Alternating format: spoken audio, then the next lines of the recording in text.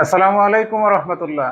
সুপ্রিয় শিক্ষার্থী বন্ধুরা, তোমরা সকলে কেমন আছো? আশা করছি তোমরা সকলে ভালো আছো। আলহামদুলিল্লাহ, আমি আল্লাহর রহমতে ভালো আছি।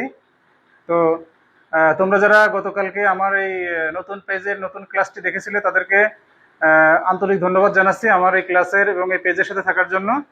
আর তোমরা গতকালকেই পেজের যে নামটি দেখেছো সেই নামটি হচ্ছে টার্গেট 100% এসএসসি অ্যান্ড দাখিল, the target math 100% SSC and দাখিল। তো আমরা টার্গেট করেছি 100% কমন এবং 100% পাস এর নিশ্চয়তা প্রদান করার জন্য এই ক্লাসটির আয়োজন। আর গতকালকে আমরা আমাদের প্রথম ক্লাসে তোমরা জানো যে আমরা বীজগাণিতিক রাশি অর্থাৎ 3.1 অনুশীলনীর সর্বক্ষেত্রে প্রচলিত একটি অনুসিদ্ধান্ত, যে অনুসিদ্ধান্তটির সাহায্যে আমরা বেশ কয়েকটি সমস্যার সমাধান করিয়ে দেখিয়েছিলাম। এটি ধারাবাহিকতায় আজকে আমরা এই অন্য একটি অনুসিদ্ধান্তের সাহায্যে কয়েকটি সমস্যার সমাধান করে দেখাবো। আর তোমরা যারা পেজটিতে লাইক কমেন্ট শেয়ার করছো তাদেরকে ধন্যবাদ জানাচ্ছি। আর আজকে যারা তোমরা এই ক্লাসটি দেখা শুরু করবে ধারাবাহিকভাবে, তোমরা ক্লাস শুরু করার পূর্বেই তোমরা খাতা কলম এগুলো নিয়ে বসবে এবং প্রয়োজনীয় বই যদি থাকে তোমাদের সাথে বইটা নিয়ে বসবে, তাহলে তোমাদের বুঝতে আরো সুবিধা হবে। আর কোথাও বুঝতে অসুবিধা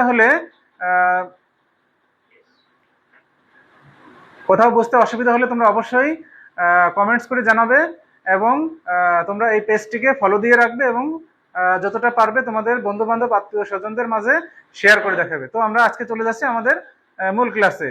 তো দেখতে পাচ্ছ তোমরা বোর্ডে আমরা আজকে একটি অনুসিদ্ধান্ত লিখেছি। অনুসিদ্ধান্তটি এমন যে a+b² সমান a-b² + 4ab।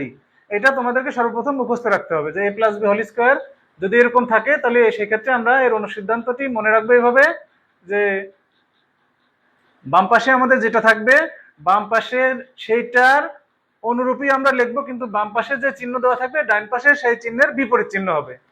অর্থাৎ বাম পাশে যদি দেওয়া থাকে a+b, আমরা ডান পাশে লিখবো কি a-b। আগের মতোই আমরা ধারাবাহিকভাবে সেটা দেখবো যে যদি ভিতরে ব্র্যাকেটের ভিতরে মাইনাস দেই আমরা, তাহলে ব্র্যাকেটের বাইরে দিব কি প্লাস।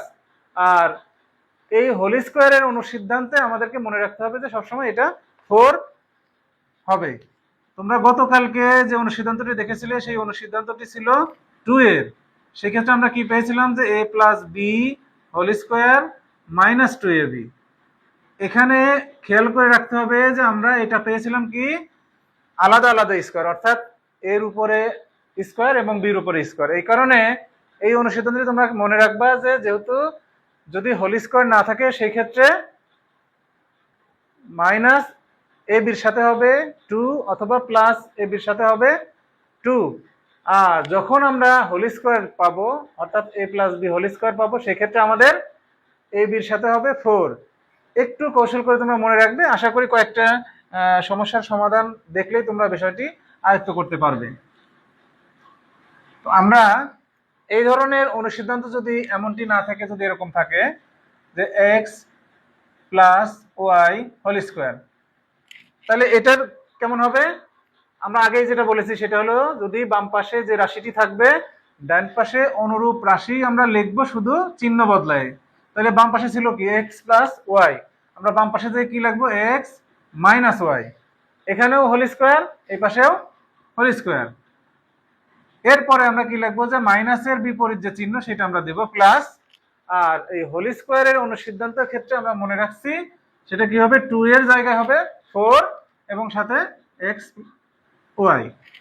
এই হলো আমাদের অনুসিদ্ধান্তের কৌশল। এরকম ভাবে যদি তোমাদের সমস্যায় বা বিভিন্ন প্রশ্নে উদ্দীপকে বা এমসিকিউতে যদি এরকম দেওয়া থাকে যে a+b x+y অথবা p+q m+n যাই দেওয়া থাকুক না কেন, নিয়ম কিন্তু একই বা অনুসিদ্ধান্তের এই সিস্টেমটা একই। তো আমরা ডান পাশে দেখতে পাচ্ছি দুইটা সমস্যা দেওয়া আছে। একটি হলো উদাহরণ মূল পাঠ্য বইয়ের উদাহরণ 6 নম্বর এবং মূল পাঠ্য বইয়ের 3.1 অনুশীলনীর প্রশ্ন 3 নম্বর। এই দুইটা আমরা আজকে এই অনুসিদ্ধান্তের আলোকে আমরা সমাধান করে দেখাবো। তো প্রথমেই আমরা যাচ্ছি উদাহরণ 6 করার জন্য। উদাহরণ 6 এর সমাধান। এখানে আমরা কি আছে দেয়া আছে আমরা লিখে নেব, দেয়া আছে x মাইনাস ওয়াই সমান 2, এক্স ওয়াই সমান 24। এখন লিখবো যে আমরা জানি যেহেতু আমাদেরকে নির্ণয় করতে বলা হয়েছে x প্লাস ওয়াই এর মান, সেক্ষেত্রে আমরা এই অনুসিদ্ধান্তটি x প্লাস ওয়াই এর আলোকে লিখবো যে আমরা জানি x plus Y whole square সমান, আগের সেই কৌশল আমাদের যে এখানে যেমনটি থাকবে এখানে আমরা ঠিক তেমনটি লিখবো x y, শুধু এই সূত্রের এইখানে অনুসিদ্ধান্তের বাম পাশে আছে প্লাস, আমরা এখানে দিয়ে দেবো কি মাইনাস, এখানে হোল স্কোয়ার আমরা উপরেও দেবো হোল স্কোয়ার, এবং ভিতরে যে চিহ্ন থাকবে আমরা বাইরে তার বিপরীত চিহ্ন বসাবো। এবং যেহেতু স্কোয়ার আছে হোল স্কোয়ার আছে, এই হোল স্কোয়ার থাকার কারণে আমরা অনুসিদ্ধান্তটি এক্স ওয়াই এর সাথে আমরা 4 সহগকে বসায় দেবো। তাহলে আমরা সূত্রটা বা অনুসিদ্ধান্তটা লেখা শিখলাম আগে। তোমরা তোমাদের সৃজনশীলে যদি এই ধরনের সমস্যা থাকে সেক্ষেত্রে তোমরা যদি এই লাইনটাও লিখতে পারো, এই লাইনটা যদি লিখতে পারো তাহলে তোমরা এই লাইনের লেখার কারণে তোমরা 1 নম্বর পাবা।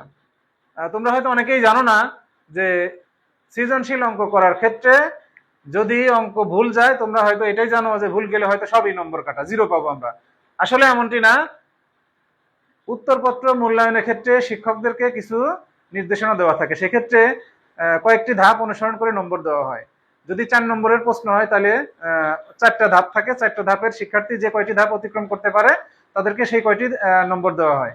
তো আমরা এখানে একটি ধাপ অতিক্রম করতে পারছি, অর্থাৎ আমরা অনুসিদ্ধান্তটি লিখতে পারছি সঠিকভাবে, সেক্ষেত্রে আমরা এখানে 1 নম্বর পাবো। এইবার দেখো ধাপ দ্বিতীয় ধাপে যে আমরা কি আছে বাম পাশে যেমনটি আছে আমরা এমনটি লিখবো, এবং ডান পাশে যাই আমরা দেখবো যে আমাদের এক্স মাইনাস ওয়াই এর মান কত দেওয়া আছে। এক্স মাইনাস ওয়াই এর মানটা দেওয়া আছে 2, তাহলে আমরা 2 দিয়ে দেবো, 2 square plus 4 into x y এর মান এখানে দেওয়া আছে কত 24, এক্স ওয়াই এর মান আমরা দেবো 24। এবারে বাম পাশে যেমনটি ছিল আমরা তেমনটি লিখে দেবো X plus Y whole square, আর এখানে 2 স্কোয়ার করলে আমরা গতকালকে ক্লাসে শিখেছি যে 2 স্কোয়ার অর্থাৎ 2 গুণ 2 অর্থাৎ হবে কত 4, আর 4 ইন্টু 24 এইটা যদি আমরা গুণ করি তাহলে সেক্ষেত্রে আমরা কত পাবো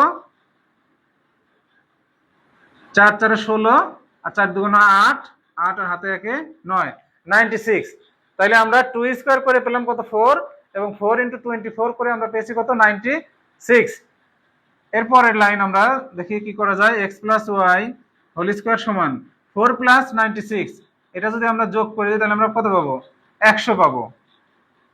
এখন হলো সমস্যা, এইখানে যেই ছাত্ররা সাধারণত ভুল করে ফেলে, এটা দুই ভাবে করা যায়, একটা এই পাশের স্কোয়ারকে ওই পাশে নিয়ে যে রুট করে করা যায়। রুট করাটা আমি ব্যক্তিগতভাবে মনে করি একটু ঝামেলা, শিক্ষার্থীদের বোঝার ক্ষেত্রে একটু অসুবিধা হয়। সেক্ষেত্রে আমরা যখন ছাত্রদেরকে ক্লাসে শিখাই যে 2 স্কোয়ার সমান কত হয়, 3 স্কোয়ার সমান কত হয়, 4 স্কোয়ার সমান কত হয়, 5 স্কোয়ার কত হয়, 6 স্কোয়ার কত হয়, 7 স্কোয়ার কত হয়, 8 স্কোয়ার কত হয়, 9 স্কোয়ার কত হয়, এবং 10 স্কোয়ার কত হয়, এগুলো কিন্তু সবাই মুখস্থ করেই রাখে যে আমরা 2 স্কোয়ার করলে কত পাবো 4, 3 স্কোয়ার করলে কত পাবো 9, 4 স্কোয়ার 16, 5 স্কোয়ার 25, 36, 49, 64, 81, এবং এটা হবে 100। অর্থাৎ আমরা 100 এর পরিবর্তে কি লিখতে পারবো 10 স্কোয়ার। আমরা বাম পাশে কি আছে লিখে দিই, x plus Y whole square সমান 100 এর পরিবর্তে আমরা লিখবো যে প্লাস মাইনাস 10 স্কোয়ার। এখন প্রশ্ন হতে পারে বা প্রশ্ন আছে যে আমরা প্লাস মাইনাস কেন লিখলাম, আমরা তো এখানে শুধু দেখাইছি যে 10 স্কোয়ার, কিন্তু এখানে প্লাস মাইনাস কেন দিলাম। এই অঙ্কগুলোর ক্যাটাগরিতে আমরা যখন বর্গের মান থাকবে এবং বর্গের মান থেকে যখন কোনো রাশিকে আলাদা করে ফেলবো তখন আমরা কি করব, যে এর সর্বোচ্চ যে কয়টি মান নেওয়া প্রয়োজন সেই কয়টি আমরা নেব। সেক্ষেত্রে আমাদের এটা আসলে কি বোঝায়, প্লাস মাইনাস 10 অর্থাৎ কি হয় প্লাস 10 বা মাইনাস 10। এখন আমরা প্লাস 10 কে যদি বর্গ করি তাই সেক্ষেত্রে আমরা কি পাবো প্লাস 10 গুণ প্লাস 10, এক্ষেত্রে আমাদের কি হবে প্লাসে প্লাসে প্লাস, এবং 10 আর 10 গুণ করলে আমরা কত পাবো 100। যদি এরকমটি না করে আমরা যদি মাইনাস 10 হোল স্কোয়ার করি সেক্ষেত্রে আমরা কত পাবো মাইনাস 10 গুণ মাইনাস 10, সেক্ষেত্রে আমরা কি পাবো মাইনাসে মাইনাসে কি হয় প্লাস, এবং 10 10 100। আমরা যেটাই করি আমরা সেই ক্ষেত্রে কি পাচ্ছি 10 প্লাস 10 স্কোয়ার করলেও আমরা পাবো 100 এবং -10 স্কোয়ার করলেও আমরা পাবো 100। এখন দুই পাশে যে বর্গ আছে সেই হোল স্কোয়ারকে আমরা উঠাই দিয়ে কি পাবো, আমরা উভয় পক্ষের স্কোয়ারকে যদি আমরা বাদ দেই সেক্ষেত্রে আমরা পাবো কি x + y = +-10। তোমরা দেখবে তোমাদের অনুশীলনীর মূল যে পাঠ্য বই, সেই পাঠ্য বইয়ে এটা রুট আকারে করা আছে। এটা রুট আকারে যদি আমরা করতে যাই, যে সকল শিক্ষার্থীরা একটু গণিত কম বোঝে তাদের ক্ষেত্রে অসুবিধা হয় বা তারা একটু বুঝতে সমস্যা করে রুটের ফাংশনটা। সেক্ষেত্রে তোমরা যদি এইভাবে মনে রাখো, প্রত্যেকটা সমস্যার সমাধান এইভাবেই তোমরা করতে পারবে এই বেসিকটা জানার থেকে, যে 2 square 4, 3 square 9, 4 square 16, 5 square 25, 6 square 36, এগুলো তোমরা বেসিক এগুলো মুখস্থ করে রাখবা। আচ্ছা, এটা আমার অ্যান্সার পেয়ে গেছি আমরা উদাহরণ 6 এর। এই ধরনের আরেকটি সমস্যা তোমরা দেখতে পাচ্ছ যে অনুশীলনীর 3.1 এর 3 নম্বর প্রশ্ন। তো তোমরা যারা এই বোর্ডটিতে আসো এটা স্ক্রিনশট দিয়ে রাখো, যাতে তোমাদেরকে পরে এটা লিখতে বা দেখতে সুবিধা হয়। তো আমি আশা করছি তোমরা এটা স্ক্রিনশট দিয়ে নিবা।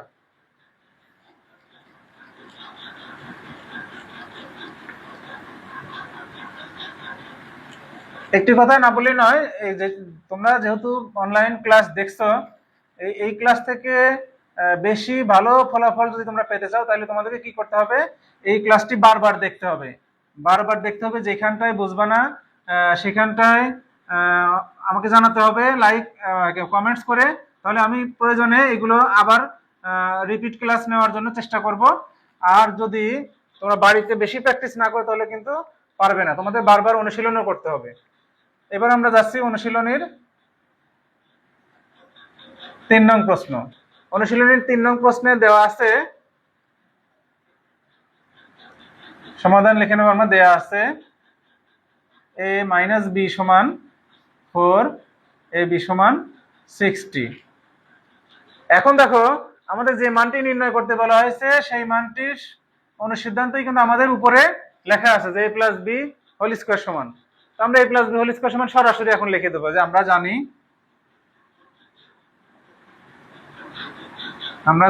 a + b হোল স্কয়ার সমান, এখানে যেহেতু প্লাস এখানে হবে কি minus, a - b whole square, আর অনুসিদ্ধান্ত হোল স্কয়ারের কারণে 4ab। তো আমরা এখন লিখবো a + b হোল স্কয়ার সমান a - b এর মান কত, 4 স্কয়ার প্লাস 4 × 60, বা বাম পাশের কিন্তু কোনো কাজ নাই, শুধু বারবার লিখে যাওয়া। a + b whole square 4 square সমান 16, আর 4 × 60 সমান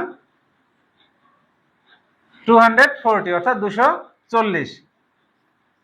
আমরা a + b হোল স্কয়ার বাম দিকে যেমনটি আছে তেমনটি লিখি, এবং এই পাশে 240 এর সাথে 16 যোগ করলে আমরা পাবো 256।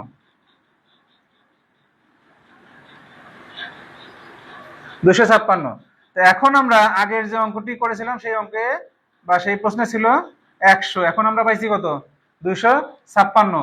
এখন 256 সমান আমরা যদি ক্যালকুলেটরের সাহায্যে বের করি বা যদি মুখস্থ রাখি, সেক্ষেত্রে আমরা কি পাবো, 16 × 16 যদি আমরা করি, বা 16 সংখ্যাকে দুইবার যদি গুণ করি তাহলে আমরা পাবো 256, অর্থাৎ 256 সমান কি 16 স্কয়ার, অর্থাৎ +-16 স্কয়ার। এখানে আমরা কি লিখবো তাহলে, +-16 স্কয়ার। তাহলে আগের মতোই আমরা উভয় পক্ষকে যদি আমরা এই স্কয়ারটা বাদ দিই তাহলে সেক্ষেত্রে আমরা কি পাবো, a + b = +-16। তো দেখো এর সাথে আমরা একটি অনুসিদ্ধান্তের সাহায্যে অনুশীলনীর একটি সমস্যা সমাধান করে দেখালাম এবং উদাহরণের একটি সমস্যার সমাধান করে দেখালাম। তো তোমাদের যেখানে বুঝতে অসুবিধা হয় তোমরা সেখানে স্ক্রিনশট দিবা এবং সেখানে আন্ডারলাইন করবা, অথবা যে কোনো একটা নির্দেশনা দিয়ে আমাকে জানাবা যে কোথায় তোমাদের আসলে অসুবিধা হচ্ছে। তোমরা যদি কমেন্টস না করো তাহলে কিন্তু আমি বুঝতে পারবো না আসলে তোমাদের কোথায় সমস্যা হচ্ছে। এইগুলো যদি তোমরা জানাও তাহলে আমি তোমাদেরকে আবার সেইভাবে সলভ করার চেষ্টা করব। তো আশা করছি আজকের ক্লাসটি তোমরা খুব ভালোভাবে মনোযোগ দিয়ে দেখেছো।